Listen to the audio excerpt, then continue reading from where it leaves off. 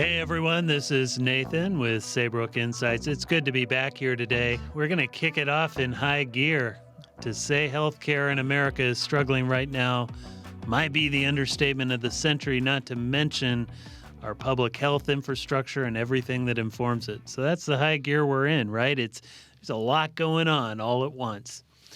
And it's a heck of a day to start today's interview with our very own Dr. Luann Fortune. But it's a springboard to identifying ways we can truly make a difference, potentially, across the entire healthcare landscape. And suffice to say, it includes healthcare leaders across the country working together in different and more meaningful ways.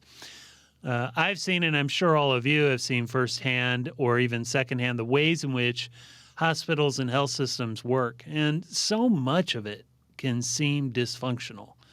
Whether it's the transparency of costs or the way insurance is billed or received from those healthcare institutions, or the quality of patient care, the sheer cost of care, often bankrupting families or creating hardship at a very minimum, our healthcare systems are struggling under the weight of their own bureaucracies and a regulatory system and often nearly impossible expectations set by their boards, their communities, insurers, and even the patients themselves, and I count myself among them. In the midst of this, our healthcare leaders are really challenged day in and day out to find new ways of doing business sustainably, under budget, and at the highest level of quality possible. Add to this the very rocky landscape of reimbursements, and one wonders, how are these folks staying in leadership to begin with? So while it's easy to focus solely on any one of these issues as the issue of the day, we're not addressing the whole system, including how we work together as a community to advance everyone's health and well-being, and that's where we need to be. On top of all of this, we have a very bifurcated system in the United States related to what we call traditional healthcare and then integrative medicine and healthcare. And then there's a whole slew of other terminology, complementary, alternative, et cetera, et cetera. And untangling all of that and understanding where that all fits in is also part of that systems issue that really needs to be addressed if we're going to make a difference in how we advance the care and well-being of the communities in which we serve. Enter into this conversation Saybrook University's Dr. Luann Fortune. She's a faculty member in our mind-body medicine programs, and she joins us as someone with vast experience across an array of different career positions, from corporate to healthcare. And she brings a systems mindset, and her focus in her work, scholarship, and practice is mindful leadership in healthcare settings, along with complementary healthcare techniques that support whole health and healing. I'm really looking forward to exploring with Luann the various ways we can evolve our systems and practices that support a more systems-based approach to healthcare and patient empowerment. And despite my rather doom and gloom opening, I guess, I actually think there is tremendous opportunity and potential to envision and actualize a new reality, or maybe it's multiple new realities in healthcare. And it's going to be people like Luann Fortune and maybe people like you who help us get there. All right, here is Saybrook's very own Dr. Luann Fortune. Luann, what a joy to have you as one of our leading faculty from the College of Integrative Medicine and Health Sciences and the Mind-Body Medicine program. Before we get started, I'd like you to tell us a little bit about yourself, your personal history as it relates to healthcare leadership, and integrative health, and how you came to Saybrook. Well, thank you for asking that. I'm delighted to be here. I love sharing my personal history, but also I love talking about integrative medicine and about wellness. So my personal story is one of serendipity, or maybe we can say synchronicity, the way things fit together nicely, paying attention to the coincidences. So I think I finally intentionally learned how to do that. Looking backward at my resume, it doesn't make any sense. And if I had the ability to help look forward at it, it wouldn't have made any sense either. But it makes complete and perfect sense to me right now. Because I started out as an educator. I started out as a teacher, and when I finished up my 5th year in California, there were no teaching jobs. And I went on to a totally different career for 10 years in for-profit business in the travel and transportation business. I was a trainer for United Airlines for 7 years and worked my way through, became part of a management consulting firm that just did travel and transportation, was bought up by a company, became a vice president with Citicorp when I was in my early 30s, and became a victim of my own success. So I found that I was hurting myself. I was overstressed. I was what we consider right now just normal in understanding what happens to people when they put themselves through a lot of stress and strain. But back when I was experiencing it, didn't make any sense to me. And somehow my assistant found me a massage therapist. And I would leave the airport on a Friday night because I had apartments in Boston and in London. I traveled around the world with our clients. Wow. And I learned how to be a really good presenter and I learned how to be a really good talker, but I hadn't learned yet about self care. So it was my assistant who found me a massage therapist. She said, I think you really should try this. And back then, I thought that was just bizarre. I'd had massages when I'd gone to spas and resorts, but I never would have thought about it for taking care of myself. And my life was changed in seeing this woman on a Friday night before I went back home. And one night on her table, she said, you know, you could do something else. And I thought about it and I said, yeah, I want to do that. I want to do what she does. And when I gave my resignation to my company, they sent me to see the staff psychologist because obviously there was something very, very wrong with me. And it took a while, but ultimately I went back to my massage. I went back to school. I got certified in massage therapy, and back in the early '90s became part of the movement to license massage therapy as a health Oh, wow. care profession. So I took up advocacy on the part of massage and massage therapists. I helped get the first law of licensing passed in Washington, D.C., where I lived. My clients were corporate clients, which I understood from my own experience, as well as individual practice. And moving through this, I became a mainstay in my community, doing community workshops, everything from massage for families and for babies. I did a lot of pro bono work in places like border baby programs. And I sat on the first licensing board for massage therapy in DC. I did not know that. That's so interesting. Very good. Sorry, I didn't mean to interrupt, but No, no, no, no. You just channel me because you can tell. I'll just keep talking. You just said, tell me a little bit about your background, and here we that's go. fabulous. Yes. Oh, wow. So, how did I end up here? How did I end up at Saybrook? Yeah. So I was also teaching at the Massage Institute, and my students would come up with questions, and massage was just starting to be recognized as a healthcare practice. When I started, there were 3 states in the US that licensed it as a healthcare, recognized as healthcare. Uh, Today, there are 47, the District of Columbia, Puerto Rico, all the territories are recognized, as well as globally. And part of it is because we have research that backs it up, but it's also because of a tremendous need. Baby boomers were aging, our bodies were falling apart. We had a greater priority for learning about our own self care. And my students came to me at the Massage Institute with questions I couldn't answer. So I started looking around at different ways that I could go back to school myself and become more knowledgeable.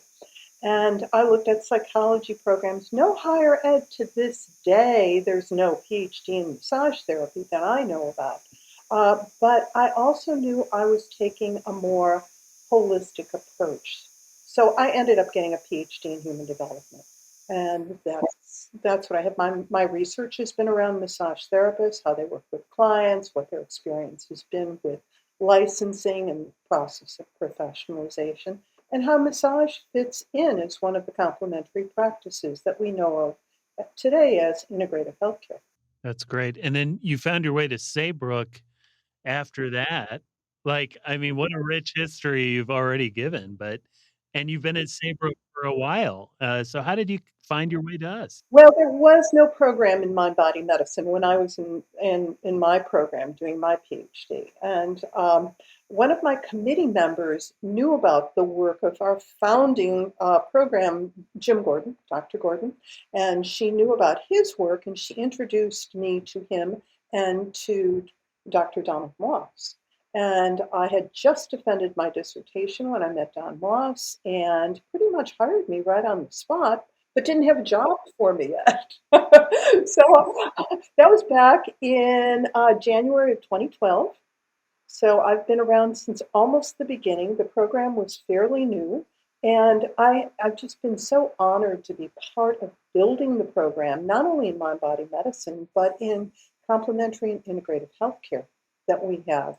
Had such an influence on practice. So I think of myself as a scholar practitioner to this day. I'm licensed in 3 states. I'm board certified as a massage therapist, and I'm certified to teach continuing education credits to that profession. You've got it all. I mean, you just bring it all in. That's fabulous. Yeah, that's terrific. And you think about, like, you really pointed out an important aspect of the fact that you came in really almost on the ground floor. I mean, not quite, but really at the ground floor in 2012, right? We just celebrated our 10-year anniversary with the College of Integrative Medicine and Health Sciences, the Mind Body Medicine program. And, just for the audience, Luann has been an instrumental factor in that program. Started, I believe, with like 9 students. I think today it's hovering around 250. So it's grown quite well, and you've been an integral part of that for sure.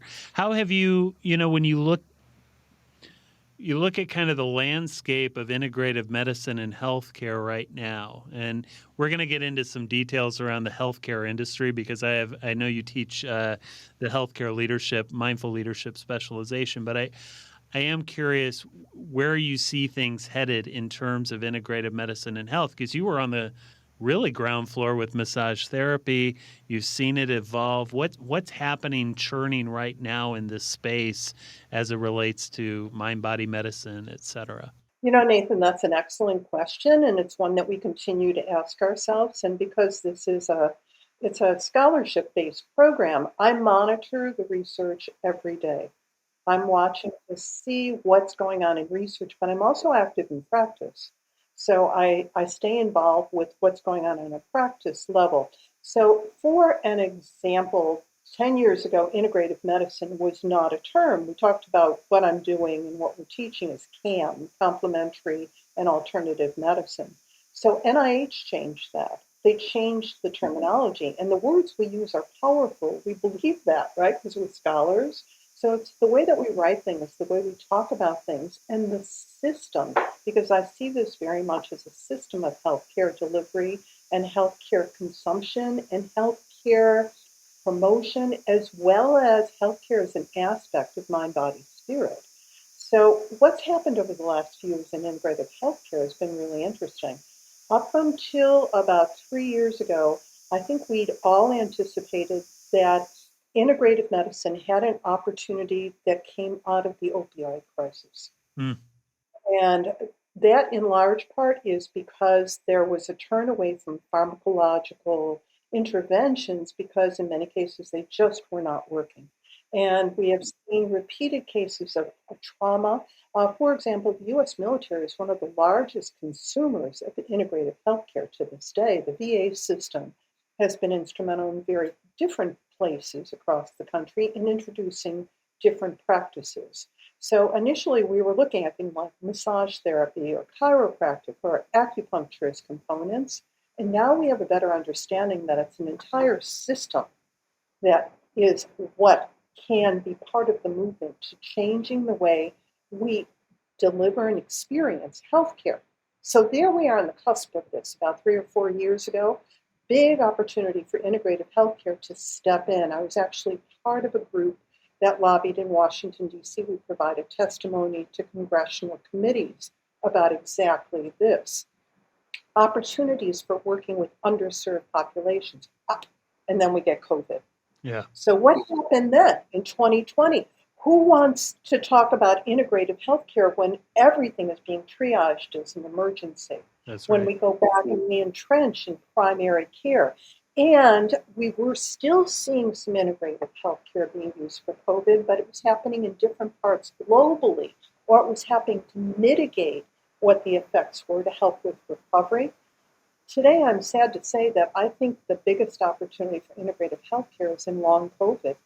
Interesting. What do you mean by that? Yeah, let's explore that for a minute. I think a year from now, we are going to be seeing studies about how practices and approaches that we find in integrative healthcare can mitigate some of the aftermath of the initial wave of COVID Hmm. 19 and what we've experienced. I don't think we know yet what the full effects of long COVID are going to be, except what we've seen so far is they are serious and they are going to affect entire populations. There are very few families or communities that haven't been affected by this, and we're going to need better solutions. And primary health care emergency triage is not the place for it. Biopsychosocial interventions are what can be called for here. Yeah, that's a very interesting point and an important one, I think, at that. As look at some of the treatment methods that integrative medicine can contribute to, especially like with long COVID, this is fascinating to me because I don't even think I put those two things together recently. So you're helping create those synaptic connections here. What do those treatments maybe look like in concert with traditional Western medical techniques? I mean, what's kind of coming top of mind for you right now as a practitioner? For myself and for my friends, I consult regularly with my naturopathic friends and colleagues who are in practice and what they're experiencing. I'm monitoring the literature around that. Things like brain fog is surfacing to the top for long COVID. There's problems with it. We have found that some supplements have been very effective in mitigating the effects of brain fog. So we have supplements that are one aspect of it, products, and there are models in integrative healthcare that explain this. There are also body-mind interventions, and that can move from meditation and mindfulness practices to some of the mindful movement therapies, such as Feldenkrais, Alexander work, or anasomatic education, which one of my students just defended his dissertation on last week. One of the first places that we have documented anasomatic education work. So there are practices that will be able to help with that. Individually, people are showing up with a wide range of long COVID symptoms, and there are opportunities in all of the sectors in complementary integrative medicine to be able to match up with possibilities. And because integrative medicine by its very nature is client-centered, patient-centered, we can take a look and provide a menu of possibilities. And the research is starting to come out. There are places in the world where they did not have the medicinal or pharmaceutical remedies that we did, and they were treating COVID-19 in their hospitals with vitamin C, with vitamin D, with what are the effects of melatonin? So that's on the supplement side. How does meditation and mindfulness practice mitigate the brain fog and help with the mood disorders that are also showing up to be rampant as part of the side effects long term? Lots of opportunities here. Lots of opportunities. So if you're a student thinking about mind body medicine or you're in mind body medicine, I think Dr. Fortune just gave you a fortune of ideas to kind of work with. That's really tremendous. I appreciate that very much. Can you, just for our audience, also speak a little bit on the work that you've been personally engaged in your research and the interesting things that you've been doing kind of pre and now kind of during post COVID. And you've also been doing this little thing in quotes, a mindfulness moments type of experience for the university. So maybe touch on those for a few moments. I know we'd love to hear about them. Oh, thank you. Broad spectrum here. First of all, I want to promote my work and my interests. My first priority actually is working with my students. So most of my research is supporting my students in their successful research. I set that as one of the highest priorities in my work. I am so proud of some of the work that they've done. And in my time with Saybrook, I have chaired 35 or 40 dissertations. And and many people at other institutions don't have the opportunity to do that kind of rich work in such a short period of time. So that's important to me. But overarching, I've also had the opportunity to contribute to my own interest, which is in somatic experience, meaning body-based first person. And early on in my own research, back to when I was still a doctoral student myself, I was fascinated by how the body comes into our research, how the body participates in particular qualitative research, but all aspects of it. So my writings, my research now is really focused on how we put our whole selves into our research process. And that's actually the title of a book chapter that I published recently, You Put Your Whole Self In, which introduces a model that I've seen tested through my students of how do we invite in mind, body, spirit into the research process. And I think they've done that very effectively. We try to do that in Mindful Moments too. So it's a wonderful program, and I really want to give a shout out to you for your support of that. As you know, it was very organic back in the spring of 2020. My faculty colleagues in mind body medicine and I looked around and we saw a lot of hurting, a lot of confusion, a lot of isolation as lockdowns were happening all over the country, the world, and confusion. And we weren't even able to be in the same room with each other. But we have this amazing technology which allows us to transcend the reality that we're communicating now in a two-dimensional universe to be able to project ourselves out into it through a transpersonal sort of experience, through the very techniques that we're studying, that we read about, and that we're researching ourselves. So we came up with this idea of holding little mindfulness sessions to bring our community together, to have the opportunity for people to settle, to ground when all the chaos was going on around us. And thanks to your support, and also because it was important, serendipity, right? Yeah. Yeah. Finding that moment of synchronicity where people showed up and they came. And as you know, we recently presented on the program at a WASP conference. We've been doing this for over 2 years now. The program has podcasted scores, hundreds of these sessions that have a wide spectrum of mindfulness practices, from body-based to spirit-based to much more transcendent meditative bases, all with a little lesson, some with less lessons, but ways to connect people. And when we've surveyed Saybrook and beyond, because we've opened this up to the public, anybody listening to this can show up for Mindful Moments on Mondays and Fridays live, or tap into Saybrook's website for Mindfulness Moments to get our podcasts.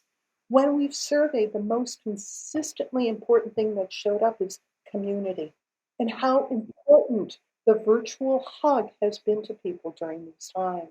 Yes, yes, amen to that. And really, this is a love fest here because I think, well, I appreciate the shout out.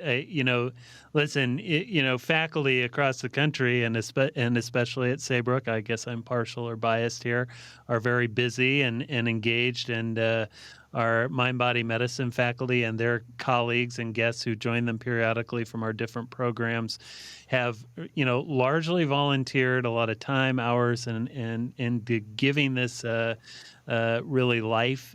So you can find the podcast, just for those of you that are interested. The offline version is Saybrook University Mindfulness Moments, but as Luann noted, we do invite the public in, so that's always an opportunity. Thank you to you and your faculty for doing this and the work that you're doing day in and day out. Oh, they are so wonderful. I mean, all the faculty who participated in this, along with some of our students, our advanced students who do this work, who volunteer to show up. And a big shout out to Sandy Lee, who's our teaching assistant, who coordinates the whole thing for us. We're all just chipping in and doing it together. It's a wonderful example of saber collaboration. There you go. There you go. So I want to shift gears. I want to get into the healthcare system in the United States. So it's a big topic. And I'm pretty sure you have some thoughts, opinions, and very informed opinions and thinking around this. We know our healthcare system, well, I shouldn't assume too much here, but I think most of us would agree that it's challenged at best, and some would say broken. Whether it's lacking transparency to the variable quality of patient care, to the insurance challenges and how our patients, and we are patients, some of us at some points in time struggle to pay for that, to the leadership challenges that are throughout our healthcare systems. What's going on from your perspective? And you alluded to this a little bit in your opening remarks around systems and the systemic approach to analysis and understanding. So I'd be curious what your thoughts are on this. And maybe let's start with transparency in healthcare. What does that look like? And we can kind of go in and out of these topics as you feel comfortable. Thank you. Transparency is sort of interesting because there's an increasing body of literature that's building up around medical mistrust. Interesting. So, and that's not directly related to how I will respond to your systems question, but I think it's critical because it's not just in the United States, it's globally too. And it's been a particular problem during COVID Yeah. because if you don't trust the very people who are holding the vaccine to be able to take care of your health and wellness, then we are all in a lot of trouble. In the United States, we have an interesting situation because we are beyond reach the most expensive healthcare system in the world. For example, I think several years ago, I had the opportunity to go to Cuba and take a look at their system. Mhm. We were very interested in how they were using integrative healthcare down there, which is sort of funny and looking back on it because they don't have integrative healthcare; they just have healthcare. It's like when I used to talk to my father about organic gardening, he just did gardening. That's right. That's a great point. So in Cuba, they have roughly the same outcomes that we do in terms of life expectancy, in terms of chronic illness, but their cost per individual is less than one tenth of our cost. And yet we still have in this, That's fair. it is staggering, and still in this country, we have millions of people who are not only, the big problem is not that they are not insured, but they are underinsured, that they are one cataclysmic illness away from being in bankruptcy and or being homeless. And then we have this other whole problem. So I will not miss the opportunity to pitch the idea of the social determinants of health and how important that is to the way we in the Department of Mind Body Medicine curriculum look at health and wellness. That it is not simply one thing, it's not the service that you get. However, back to your question about our healthcare system in the States, we have one of the most complicated complex systems that you can find anywhere. And if you take apart all of the stakeholders, including the lobbyists, including the pharmaceutical companies, including the regulatory bodies, there are so many people and bodies that are involved that don't have to do with delivering healthcare, that they have to do with ensuring healthcare or not ensuring healthcare or tracking who insures healthcare or we can go on and on with all of the stakeholders that are involved here in the United States.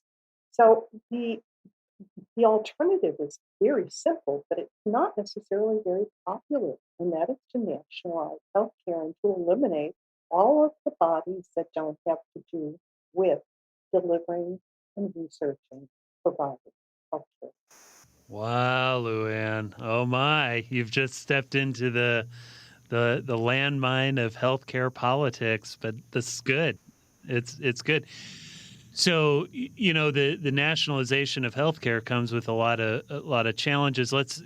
As does our current system. So you're saying that by nationalizing, we would be able to segment off or eliminate a lot of these regulatory pieces that are part of this and kind of bring it all under one umbrella. Maybe talk about what that looks like, and maybe also talk about why shouldn't it be so scary? I mean, because I think a lot of people get scared about when you say nationalizing healthcare or single payer systems, it's wrapped in socialism or this, that, and the other, and a lot of other political rhetoric gets kind of bandied about. So, what are your thoughts around those issues? So it's such a political topic, and thank you for asking. And I'm not afraid to step into that, although there are places where you can get thrown out of restaurants for talking about this topic. We're a university, so that's good. Yeah, yeah. Yeah, absolutely. I think the issue on people who resist or who think national health care is a scourge, and those who are mistrustful of it, all come from both opposite ends of the same spectrum, and that is health inequality.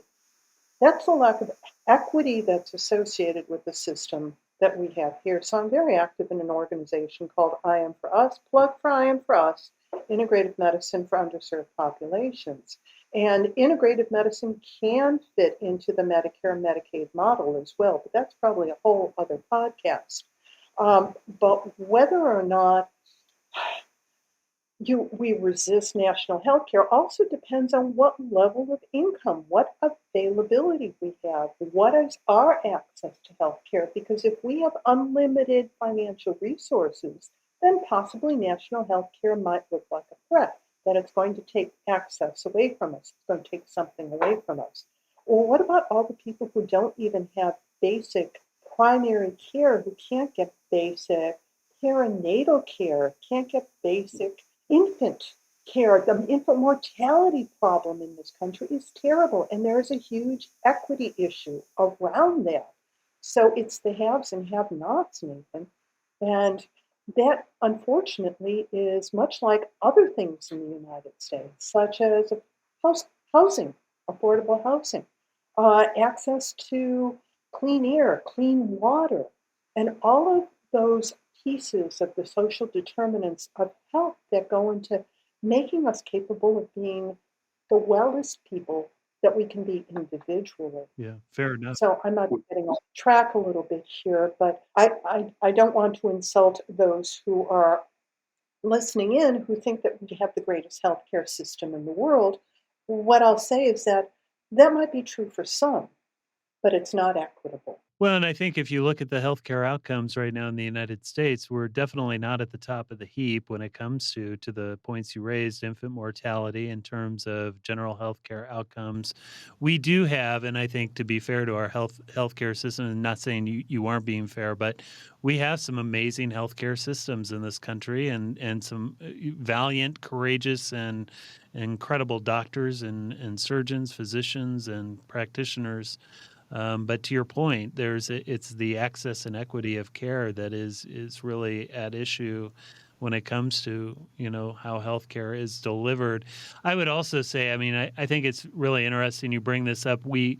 As someone who obviously is in my role, I'm often talking about budgets and finance, probably sometimes to the point of distraction for some. But I think it's when you look at the cost of healthcare and the benefits to the bottom line of a nonprofit or a business, what we often miss, I think, in the healthcare debate is employer healthcare is great for those who are employed, and employer healthcare is fabulous for those that love their employer healthcare.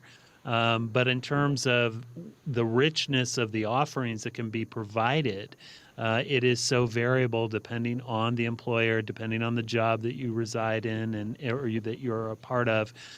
So I think you raise an important point for our audience to be thinking about in terms of the whole system of healthcare and what that looks like.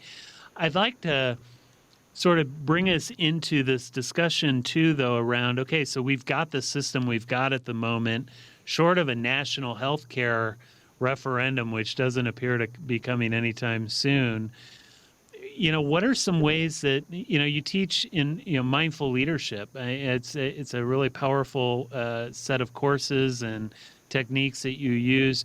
When we see our healthcare leaders out there trying to enact change, trying to, be part of this, and yet they're, just sort of, many of them are drowning under the weight of bureaucracy, regulations, et cetera. How do you coach? How do you support leaders in that process? What is the what do you bring to the discussion and to the practical skills that they can apply in their day-to-day work, especially working with practitioners and healers of all types? You know, Nathan, I think you know this because one of the keys in what you've just said is there's a difference between leadership and management. And it's important to manage your budgets and to look at your bottom lines and to also know where your personnel are sitting on an org chart. But the part about leadership is that your leaders have to have a vision. They have to hold a vision. And one of my students did her dissertation research around one particular integrative healthcare facility that's pivotal. It was one of the seminal ones. And what she found was the one key factor was the vision of the leader and how he held the space for the people around him to be able to move through the challenges of trying to get through patient triage and working with iPads while you're trying to talk to somebody and emergencies and pandemics and all the other things that go on. And at the same time, practicing himself that we need to hold the pause that mindfulness teaches us, to take time ourselves to breathe and take care of ourselves and to take care of the space we're in at the same time of holding on to the vision of where we want to go. Because if we can't hold that vision, the vision where in a utopia kind of place that all people can become the best version of themselves they can be in mind, in body, and spirit, and to allow them the space themselves to be empowered to pursue that, then the management stuff doesn't matter. Mm. Mm. The leadership and the vision piece that has to be key to it. So one of the concepts in integrative healthcare is you empower the individual patient to take care of themselves. So we have spent so much time and money and power invested in a particular kind of medicalized treatment that we have missed out on opportunities to help people take care of themselves in ways that might not be so costly and might not hit somebody's bottom line the same way. And I'm guilty. My retirement fund has probably got lots of those entities in it that I'm talking about right now. But in full interest of transparency, it's part of the problem. So if you peel away that we don't have a national healthcare system, what do we have here? We've got a much bigger for-profit system in this country, and healthcare is a big part of it. Mm-hmm. Mm-hmm. And so addressing those, kind of cost issues and patient quality outcomes, I hear you saying, I think, is that, I appreciate the distinction you made earlier with Cuba, that it's just healthcare. It's not distinguishable between integrative and I don't know what it is, non-integrative, but Western and non-traditional. But for where we're at in this country, what I hear you saying is ultimately, many of our leaders need to make, they're going to be more successful if they make space and make place within their leadership and within their communities for that vision to sort of manifest itself as to what they want to see within their healthcare environment. Two, if I'm understanding correctly, that, in order for us to really start moving the needle, given that we are where we are as a healthcare system, largely for profit, and driving towards outcomes that maximize those revenues, that, reducing the I guess the cost continuum by empowering patients to engage in more of their own health care through these integrative techniques. Is that fair to say? Did I miss the boat on that? There is, and there's another piece I'd like to contribute. We have Sure. seen an explosion of mindfulness in leadership in the last several years. One of the things the lockdown was good for is research. We've had a lot more research coming out in different directions than we might have anticipated in a 2-year period. The mindfulness in healthcare leadership literature, the research, and this is empirical, is showing a lot of correlations between, and they're not strong yet, I mean, so I'm not going to try to blow this out of proportion, but we are seeing Sure. correlations in terms of individuals who embrace mindfulness practices and their ability to self-regulate, their ability to reflect on what is going on in larger their environment, their ability to cultivate their emotional intelligence and relate to their staff and their colleagues in a more humanistic sort of way, as well as their patients, their ability to make ethical decisions, Mm. which is interesting in this time and place, especially now where we're faced with so many challenges and potential shortages. So I also realize I'm talking about individual mindful leadership on one hand, and I'm also talking about population health on the other. And how do these things mesh? Well, there actually is some of that going on because there are different places experimenting with different delivery models that try to address inequities in healthcare and also bring in integrative practices through use of group medical models, for example, that have integrative components to them and can be funneled through the Medicare Medicaid system. That's interesting. Okay. So there are those things that are starting to arise out of the field and the disciplines and in practice Right, right. that can be reimbursed. Okay. So I don't know if I addressed your core question because I know I'm all over, but there's so much to say about this. Can I have another couple hours to talk to you? Yeah, right. I mean, if we had 3 hours, boy, we'd be on here forever because we would have a fun time talking about it. As sticky as these issues are, they are and do require a lot more conversation. So, I mean, I think as we scratch the surface here, recognizing that we'll have to have you back to talk in more depth and perhaps with some of your colleagues about this and how we can start to crack this nut of healthcare in America as we see it right now. I think one of the questions that emerges for me, especially with the mind body medicine program, because I want to get into this a little bit with you and talk about, the degree itself. But we have so many interesting folks that come to us as students. So doctors, surgeons, nurse practitioners, physicians' assistants. I mean, I've met a few of them. You've met all of them, or presumably a lot of them. And, I'm curious as to why you think it is that they choose to come to Saybrook for this mind body medicine degree program, or what one of our many programs, but I want to focus today on MBM. What are some of the reasons you hear from them? And then I guess kind of a quick follow up to that is what are they doing with the degree? Where are they at with that? Well, some of those people are the same heroes I talked about because they've got a vision. That's it's part of their vision, and then they're going to go on to hold it for others too. So, I don't think this is for the faint to take on a whole new territory. We're in new territory, but I was doing that too. But when I was in my doctoral program, I remember one of my mentors told me that the job I was going to have hadn't been invented yet. Mm, And he was right. But all we need to do is look around us right now and see how quickly the world is changing and know that we need some innovative thinkers who can look at things differently. And also appreciate that what we've been doing in many regards in healthcare has not worked so well. So, if you're called to conventional medicine, there are many different routes for you to go down. But if you're called to innovate in a different sort of way, Saybrook offers something that is completely unique in our mind body medicine program.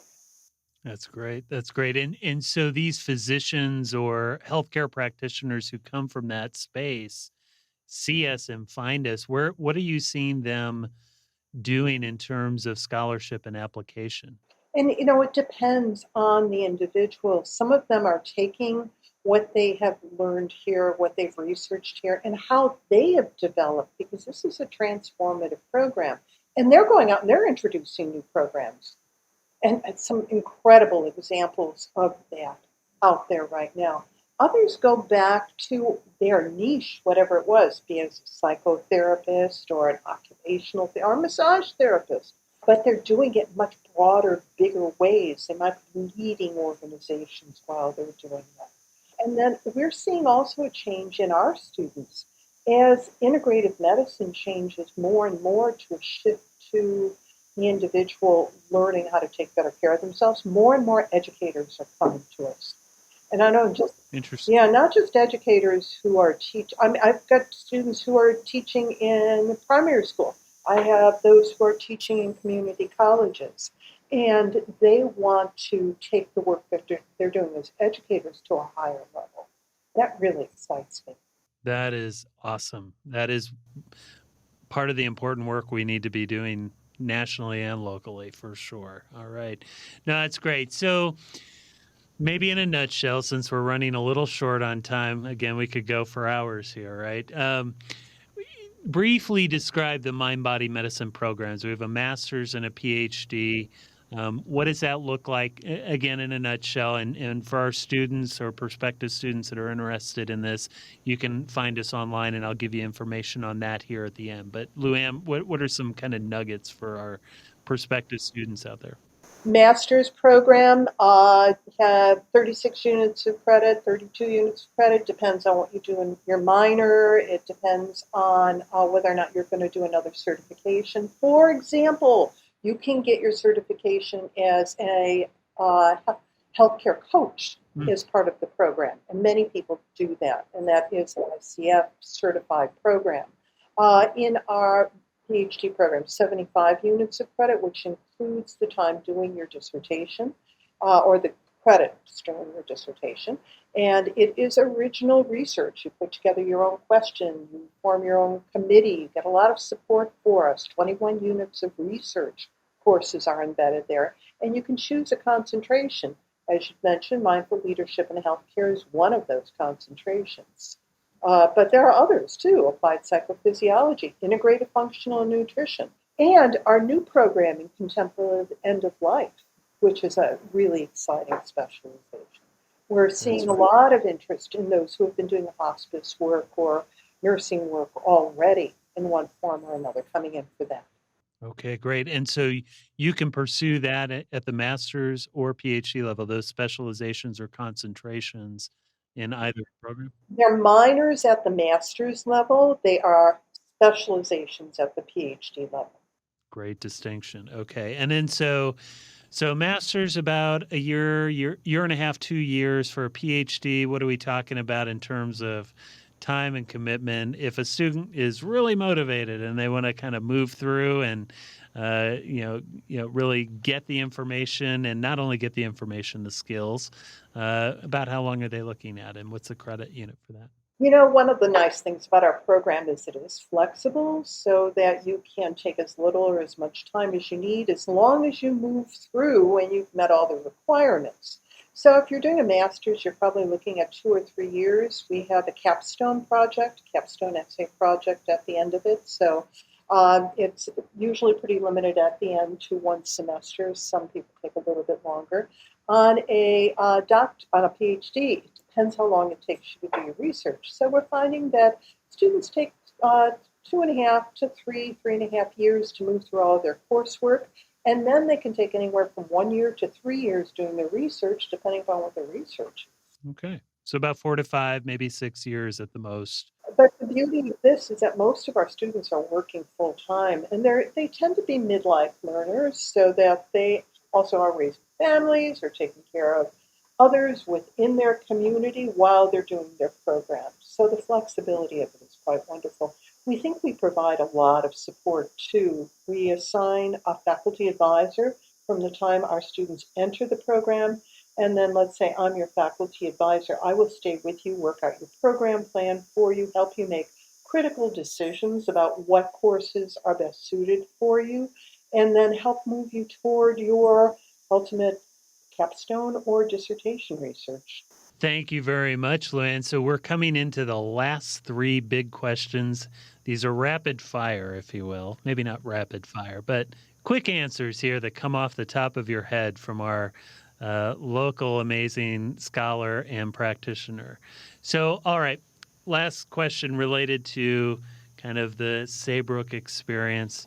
What does the term humanistic mean to you? For me, that's the part where you become everything you can be. that you recognize your full potential. So I fall back on my early learnings with Abraham Maslow and the idea of self-actualization. I think humanistic recognizes the potential of all individuals to become better versions of themselves and also attends to supporting each other in a web of support and compassion to enable that, to support that. I lift you up. Beautiful. What a fabulous answer. Thank you for that. Then, with all that's out there right now in the world, the challenges, the struggles that individuals and communities face, I want to leave our audience today with a bit of Luann Fortune goodness advice, right? What are 3 things people can do right now, just right now, to improve their health? Every day, find something to take care of your mind. Find something to take care of your body. Find some way to take care of your spirit every day. And there are so many things you can choose from. And if you're not sure what those are, contact me. I'll give you a whole model. Well, that's a great segue into, before you go, where can people find you on the web? Do you have any books, articles, recordings you want to direct people towards as we end today? Oh, you can look me up on Google. You can check me out. I have a website. You can find me under Luann Fortune. And you can also find me at Saybrook, Fortune at Saybrook.edu. Wonderful. Well, what a pleasure it was to spend this time with you today. You are getting dark there on the East Coast, I see, and it's probably time for us to wrap up. Thank you so much for a lovely conversation. Thank you, Nathan, and thank you, listeners, for staying with us. It's been a real pleasure. All right, everyone. I want to thank Dr. Fortune again for her incredible insights today. I hope you enjoyed Luann as much as I did. Remember her 3 takeaways. She talked about making sure we take care of our mind, our body, and our spirit. Very good, very sage advice. If you want to see the video elements, we've created these segments available via Saybrook's YouTube channel and on social media. And if you'd like to support the podcast, which I hope you do, go to Apple iTunes and leave a 5-star rating and review and subscribe so you can get episodes as they come out. If Spotify is your preferred platform, leave that 5-star rating and make sure to follow us. And you can, of course, subscribe to us on most major podcast platforms, including Google Podcasts, Stitcher, Pandora, one of my favorites, Pocket Casts, and many others. Remember to check our show notes out for information on today's guests, including links to websites, books, etc. For more about our mind-body medicine program or the university, go to www.Saybrook.edu. Click on areas of study at the top of the page and locate the program to learn more. Or simply Google Saybrook University Mind-Body Medicine Program. Signing off. Take care.